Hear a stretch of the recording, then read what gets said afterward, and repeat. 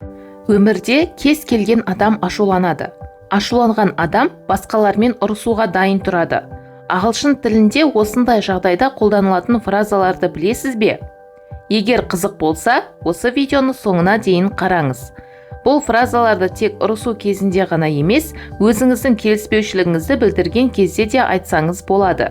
Қағаз бен қалам алып, жазып алуды ұмытпаңыз. Каналға тіркеліп, қоңырауша белгісін басып қойыңыз.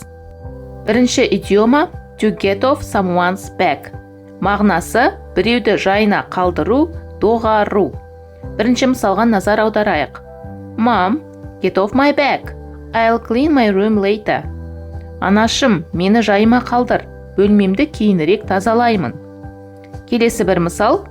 If you get off my back about studying, I'll focus better.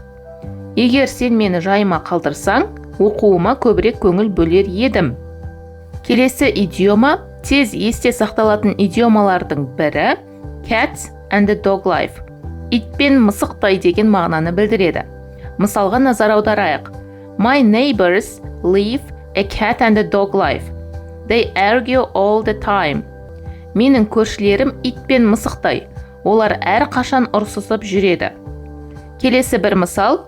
Living with my brothers feels like a cat and a dog life. Because we argue so much.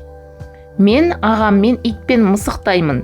Өйткені біз көп ұрсысамыз.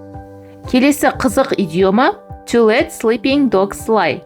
Мағынасы ұрыстан аулақ болу. Қызық деген себебім қазақ тілінде де дәл осыған сәйкес келетін фраза бар. Қазақтарда жатқан жыланның құйрығын баспа деп айтады. Дәл осы фразаның мағынасы ағылшын тіліндегі to let sleeping dogs lie идиомасымен сәйкес келеді. Мысалға назар аударайық. I was going to ask her about the past, but I decided to let sleeping dogs lie. Мен одан өткен туралы сұрамақшы болғанмын, бірақ мен ұрыстан аулақ боламын деп шештім. Келесі бір мысал. After we resolved the issue, we agreed to let sleeping dogs lie and not discuss it again.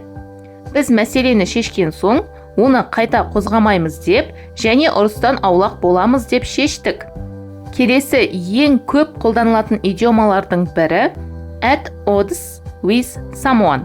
Біреумен келіспеушілікті білдіргенде қолданылады. Мысалға назар аударайық. He was at odds with his brother over who should get the last piece of cake. Ол торттың соңғы бөлігін кім жейтіндігіне байланысты ағасымен келіспеді. Келесі мысал. They are at odds over which movie to watch tonight. Олар түнде көретін киноға байланысты келіспеді. Келесі идиома out of the question. Мағынасы шеттен шыққандық, ақылға сыймайды. Ағылшын тіліндегі синонимдері not possible, not allowed, completely unacceptable. Мысалға назар аударайық. Skipping your homework is out of the question. You must finish it.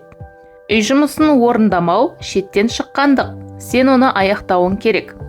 Келесі бір мысал.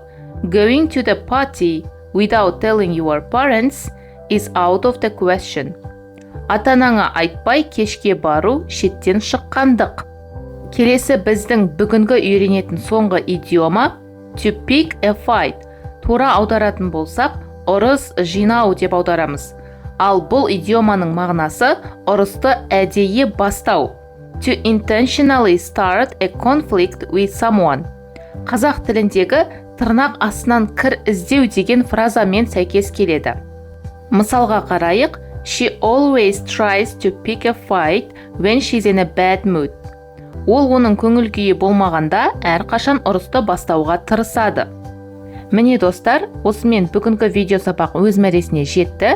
Бүгінгі берілген ақпараттар сіздерге қызықты болды деп ойлаймын.